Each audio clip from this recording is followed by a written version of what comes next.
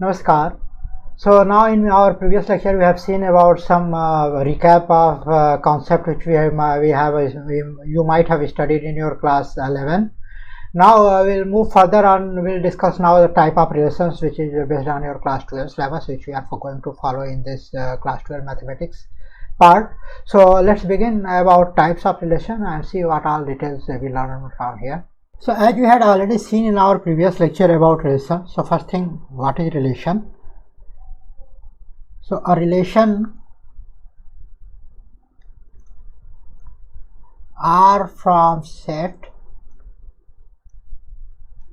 A to set B is defined as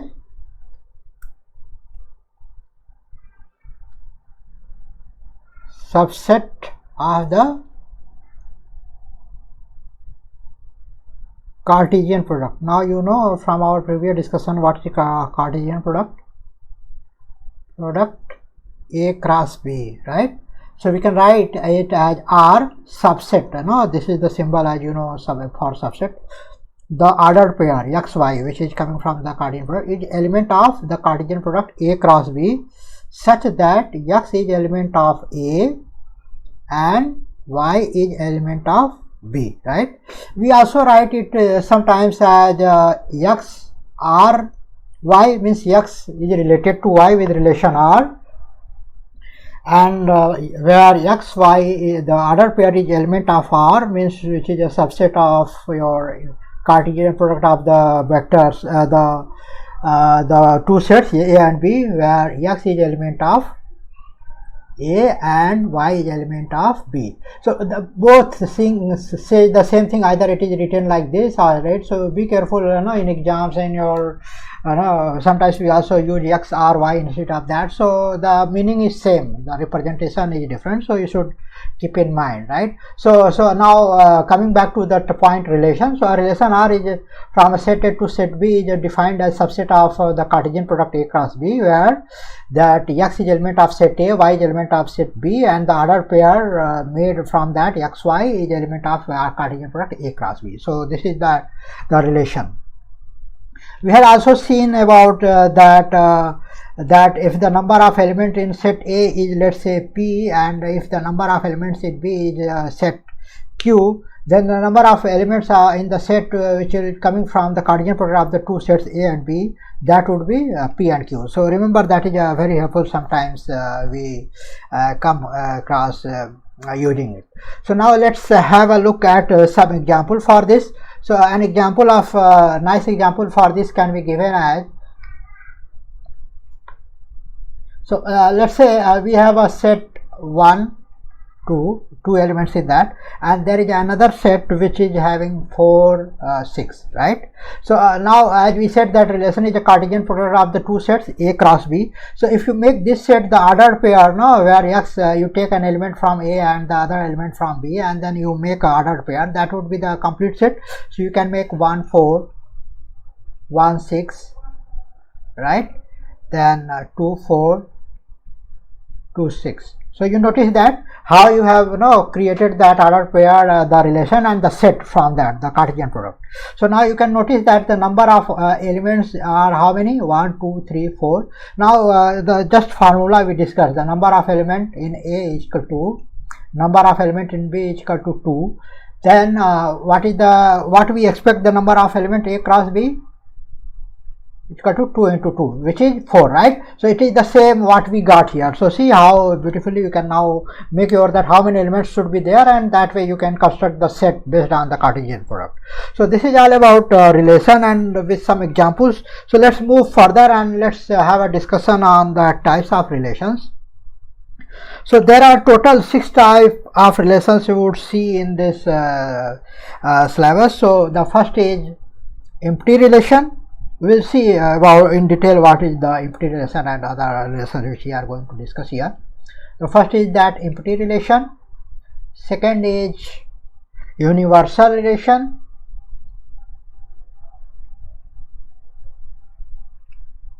Third is reflexive relation.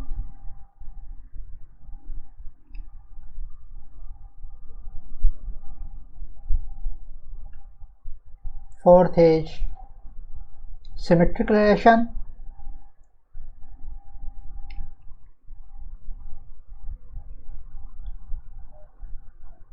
fifth is transitive relation,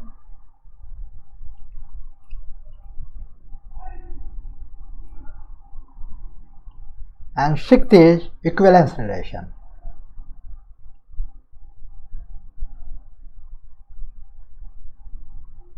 Right, so this is the 6 relations we are going to study one by one. So let's have the first relation, which is universal relation, empty relation. So let's have a look at what it is. So empty relation is defined as if A is a set and relation R, which is a subset of, it can be subset of that same set, the Cartesian product of the set with the same set. You can construct that such that the number of the element, the only is that 5. It means that is no element of set A is related to any element of set A, right? So in this case, if it is so, then R, the relation R in set A is called empty relation. So let's have a look at an example to understand it better. So let's assume that we have a set 1, element 1, 2, 3. So we can have let's say a relation which is defined as the ordered pair AB such that A minus B is equal to 10, where A is element of and A, and of course B is element of A, right? So any two elements you take, and this is the relation. So we can also write the same relation as we discussed about the relation, how to represent it. So we can also write it A or B, A related to B if and only if A minus B is equal to 10. So both statements say that same thing, either you use this or this one.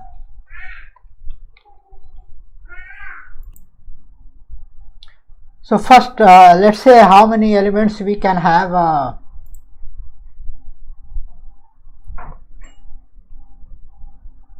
So let's say as we said, set A, that R, it is a Cartesian product of A cross A. So if the number of elements in R, we can expect how many? 3 cross 3, because the A set has 3 elements, so it will be total 9. So let's construct the total. Yes, let's say this is the Cartesian product, yes, the complete set I am talking about, not I will come back to the relation set, how much satisfied from this. The total relations we can make from this Cartesian product. So the complete set, if you want to make that ordered pair, how many relations we can have? So total 9, so it would be 1 1, 1 2, 1 3, 2 1, 2 2, 2 3, 3 1, 3 2, 3 3, right? So this is the complete Cartesian product set if you talk about. Now let us come back and we see the relation says that if R is such that if A and B is element of A, then AB, the ordered pair AB should be element of A cross B. If it is there, then it is it will be the subset of it will be having any element. So if you see that if I take any two element from that with the relation, so any two elements from here, right, the AB, whatever, all possibilities there, and in none case we are getting A minus B is equal to 10, right? So that none of the cases are meeting here, right? So it means that the R, which should be the subset of yes, but there is no common element between matching with the ordered pair of this yes here, which is your A cross A, right? So what would be the value of R? The relation which in Cartesian product of A is phi, right? So you are getting that there is there is no element which is satisfying this condition. So it means that the set satisfying this relation is phi, but none means empty. So that is the relation is called empty relation, right? So let's move to our next relation, which is universal relation. Similarly, a relation, for example, let's say if a set A, each element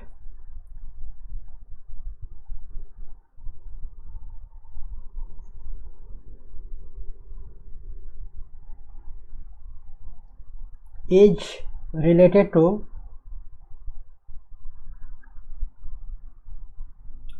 with relation R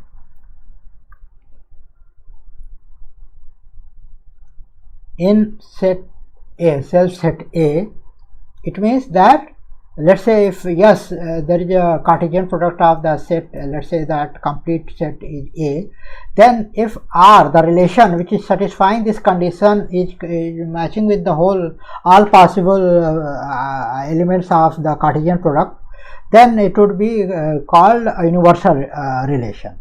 So for example, let's say let's understand again, follow the same example. So we just saw that if let's say set A is the elements 1, 2, 3 here, then yes, which is A cross A, the elements will be total 9, 3 into 3. So it can be written as 1, 1. Let's write all the ordered pair here: 1, 2, 1, 3, 2, 1, 2, 2, 2, 3, 3, 1, 3, 2, 3, 3, right? So this is that 9 element you see. Now you can see that that each element is related to each other. So how we can have that relation? So if the relation is A, B, such that mod of A minus B is greater than equal to 0. So this is, let's say, the relation, right? So now you see that this is the Cartesian product of that, and the relation with the ordered pair we defined in A cross A in the set A, which is given with the Cartesian product like this.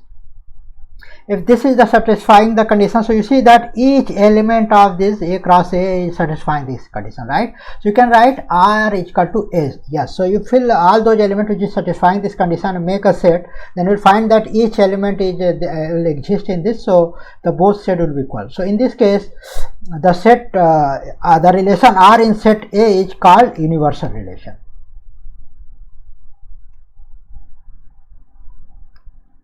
And this both universal relation and empty relation are sometimes called trivial relations. We also know it as a trivial relation. Now let's move back further and let's talk about the reflexive relation. So a relation R in a set A is called reflexive if the elements have a self image. For example, let me write it here again. A relation R in a set A is called reflexive if the ordered pair A element of R for every, see how we write, for every A element of A, for every element of in set A, if you have ordered pair something like this, which is a subset of this relation, the element of this relation, then you will say that this is a reflexive relation. So for example, let's better understand with the example. Again, let's take the same 1, 2, 3 here, and we can have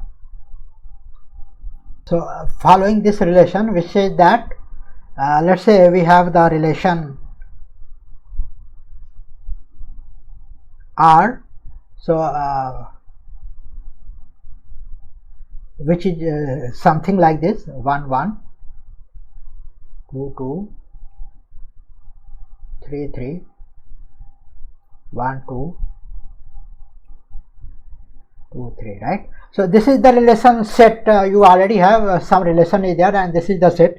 Now you see that no, you have 1 1 element of R which is there, 2 2 element of R, 3 3 is element of R. So for each element here A, which is in A, we have A is element of R, right? So it means it is satisfying this condition, and then the relation R would be called refractory relation.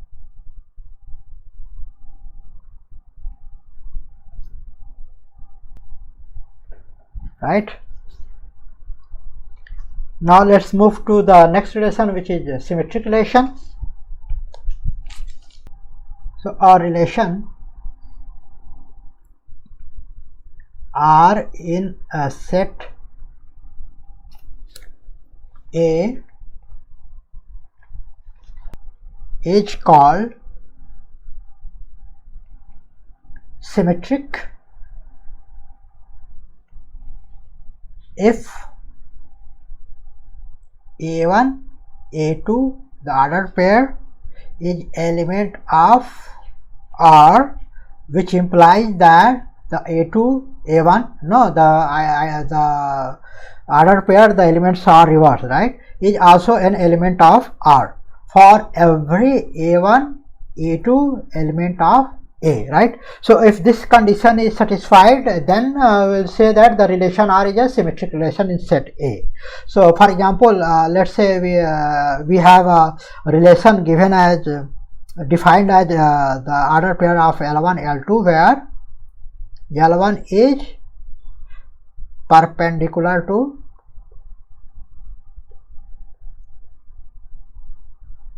L2, right? So let's say this is some defined relation. Now let's say if this satisfies the condition, so let's say you have a line L1 and here you have a line L2, and it is perpendicular to each other, right? So it says if L1 L2 is element of R, it means L1 is perpendicular to L2.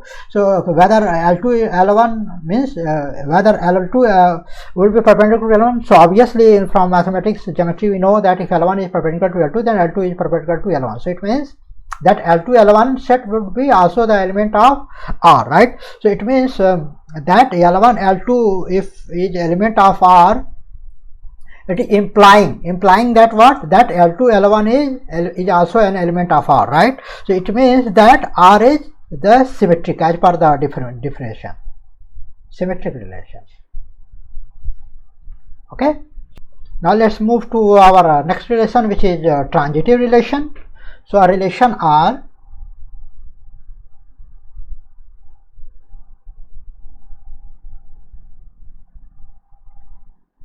in a set A is called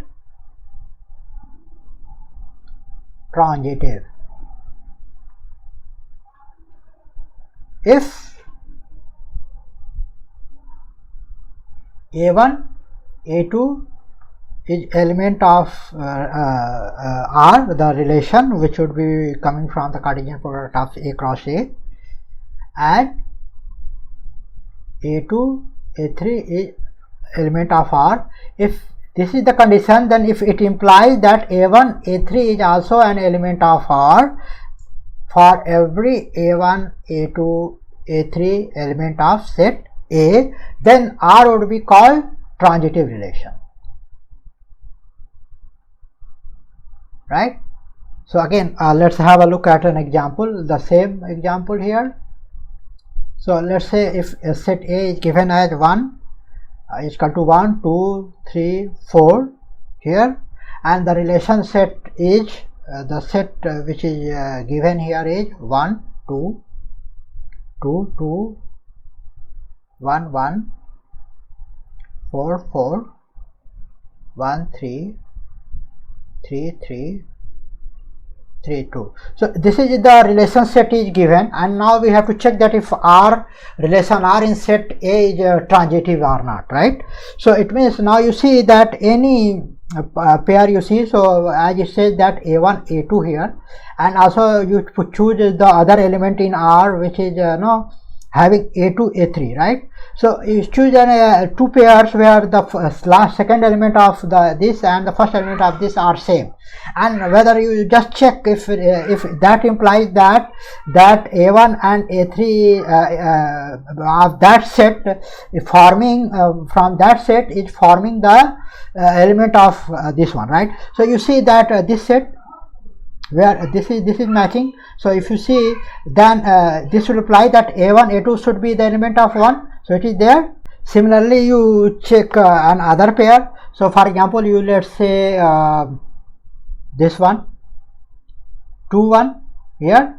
Let's say if it is A2, it is A3, A2 here, no, this one, let's say, so let's say this one and this one, right?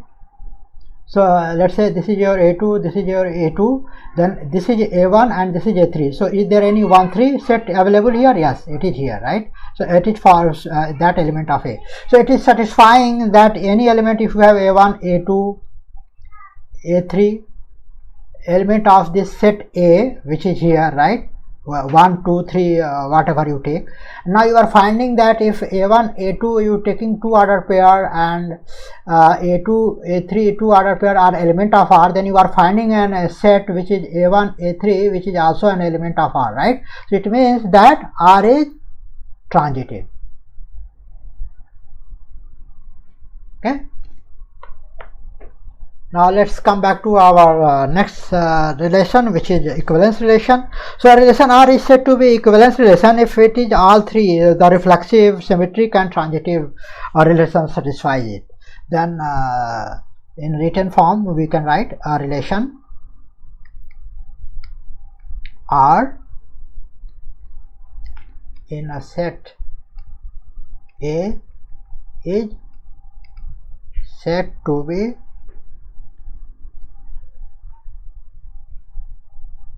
equivalence relation if R is what? Reflexive, symmetric and transitive.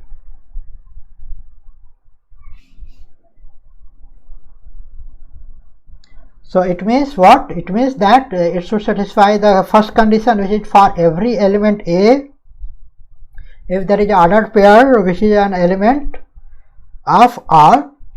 Second, for every element A1 A2 element of set A, if A1 A2 the ordered pair element of R implies that A2 A1 ordered pair is element of R. And the third, which is for transitive, for every element A1 A2 A3 element of set A, if A1 A2 is element of that relation, satisfy the relation, it is in the element is in the set R, and A1 A2 A3 is element of R, it implies that A1 A3 is element of R, right? So if all three condition is satisfied, which is for reflexive, symmetric and transitive, then the relation R would be called equivalence relation. So let's again have a look with the example here. So let's say it is a relation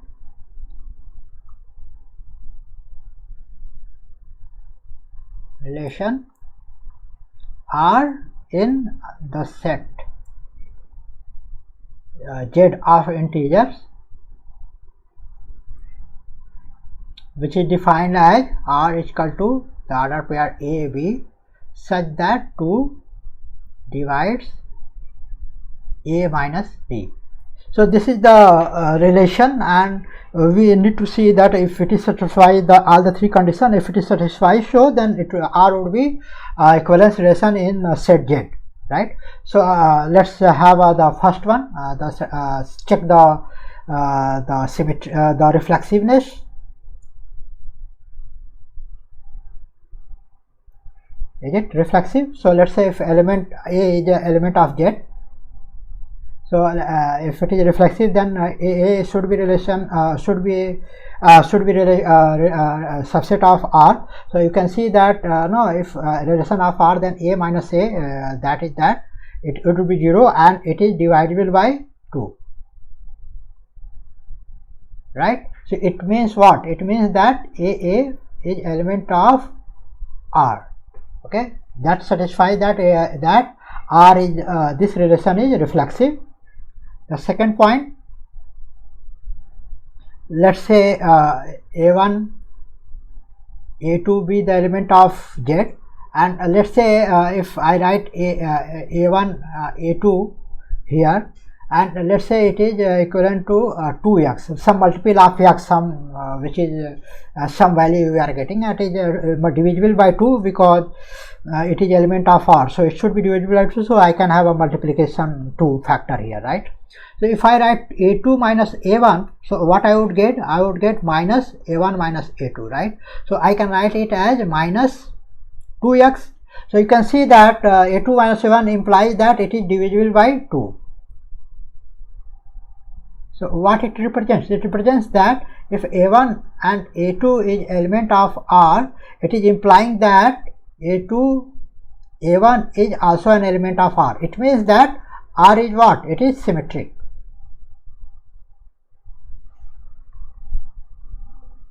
Right? The third relation where we will test, let's say if you have A1, A2, A3 is element of Z, and A1, A2 is element of R. It means A1 minus A2 is divisible by 4, divisible by 2. Similarly, you have A2, A3 implies A2 minus A3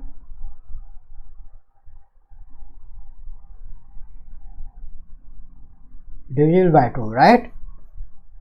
So now if you prove that A1 minus A3 is also divisible by 2, right? So if you write this A1 minus A3, you can write A1 minus A2 plus A2 minus A1.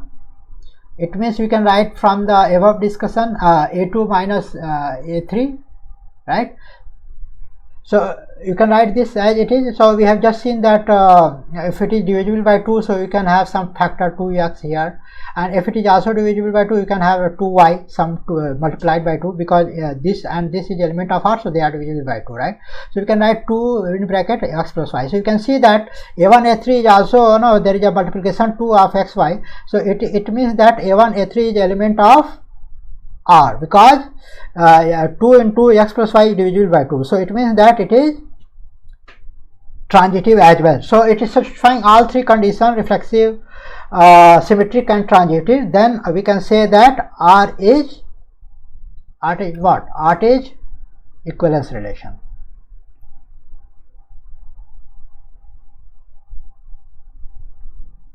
Right?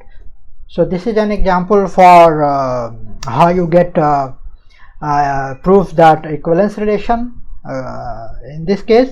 Now let's move further. We'll also have something called equivalence classes. So let me write the definition first, then we'll discuss about it, because first thing we should have clear with that what is the definitions, because we are making our foundation. So the definition, as it says, that given an arbitrary equivalence relations R in any set X, R divides X into mutually disjoint subset AI called partitions or subdivisions of X, which satisfies these three conditions, which is the first one: all elements of AI, the sets, the disjoint sets AI are related to each other for every I.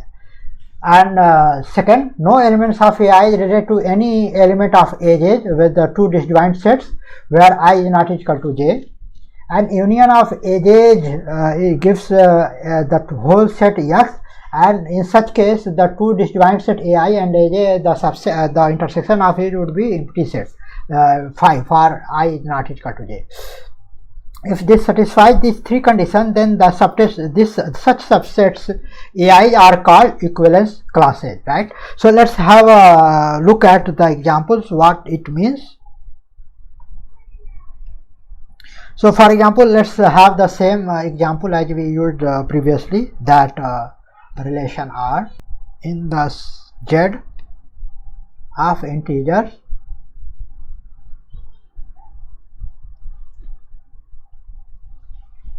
R is equal to AB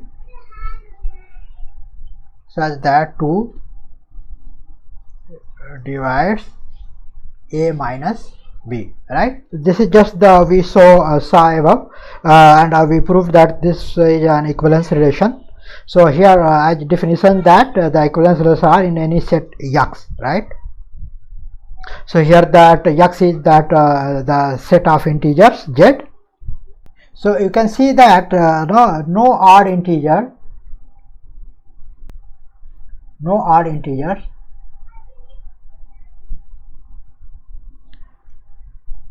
related to 0 lies in R. So for example, 0 plus minus 1, 0 plus minus 3, right? So none of this is lying in this, because none of these is getting the difference of these will be divided by 2, so they are not set of that. Also you can have all sets, all even integers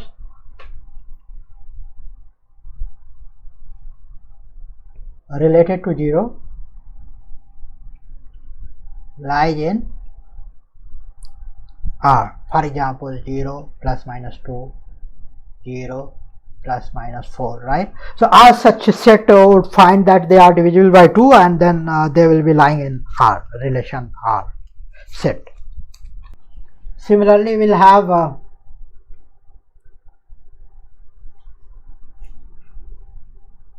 no even integer related to 1 lies in R. For example, 1 plus minus 2, 1 plus minus 4. Okay, so you see that 2 minus 1 is 1, not divisible by 2. 4 minus 1, 3, not divisible by 2. So they are not element of R, they are not satisfying the relation. And all odd integers related to 1 lies in R, right? It means what? It means 1 plus minus 3, 1 plus minus 5. So they are all going to be the difference. You say 4, 2, they are satisfying the relation condition, so they are all the element of R. They are satisfying that. So you can see that you can make a set is like, let's say you represent E as a set of all even integers,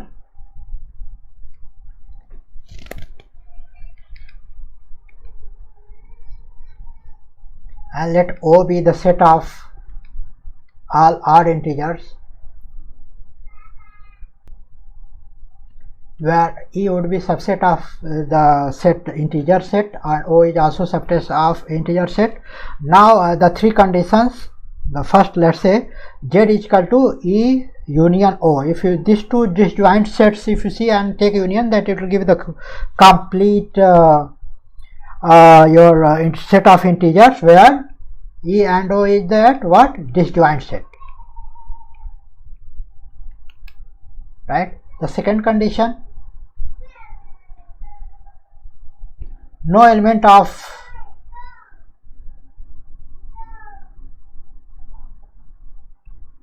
E is related to O and vice versa, right?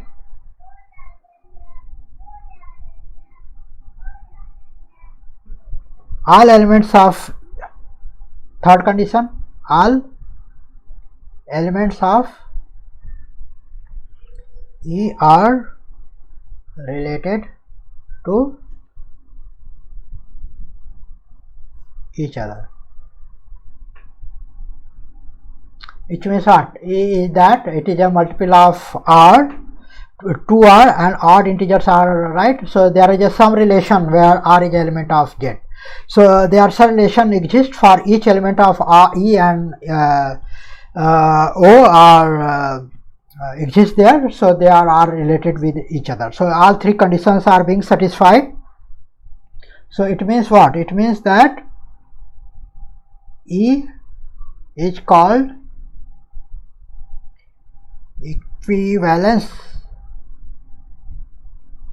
class containing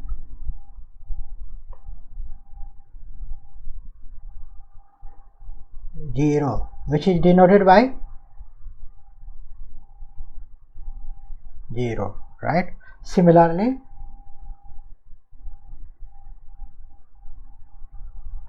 O is equivalence class containing 1 and denoted by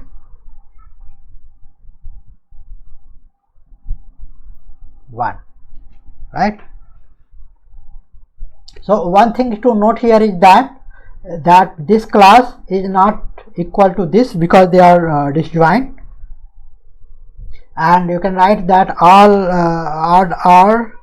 zeros are the even integer, the multiple of, you can write 2R where R is element of Z. Similarly, all one class is 1 is can be represented with this relations 2R plus 1 where R is element of Z. So this is about equivalence classes and how we divide, how we can see that same equivalence class satisfying relation can have a two disjoint sets, and satisfying these three conditions they are referred as equivalence classes. Now let's have an example before we win this lecture about types of relations. So let's say this is given, check whether a relation R in the set 1, 2, 3, 4, 5, 6 having the element, and with this relation is reflexive, symmetric or transitive, right? So let's test the reflexiveness. So for example, let's say A is element of A. So if we prove that A is also element of is also an element of R satisfying this relation, then we would say that it is reflective, right? So if this is satisfying the condition, then I should have A is equal to A plus 1, which is not true, right? Which is not true, not possible. So not possible means R is not reflexive. Similarly, the third condition we want to see symmetry test. So to test symmetry, what we have to check? We have to check, let's say A, B is element of A, such that AB, if it element of A, implies that BA is element of if AB is element of R, the set, the relation set, then this order pair should be of the same set, it should there. So let's say if we take any two elements, for example, let's say 2 and 1, so 2, 1 is equal to 3, okay, that's all right. But whether if I reverse this 1, 2, right? So if this relation is satisfied that if the element is, let's say we have taken what, 2, 3, right? So if I write, so it should be write 3 is equal to, I should write as per this relation 3 should be equal to 2 plus 1, okay, that's all right. But whether 2 is equal to 3 plus 1, no, right? So it means R is not symmetric. Similarly, we can test for the transitive relation, the third point. So let's say A, B, C is element of A if it is there. Then if to prove transitive, what we have to prove? If AB is element of R and BC is element of R, then it should imply that AC is element of R. Okay, let's prove if it is there.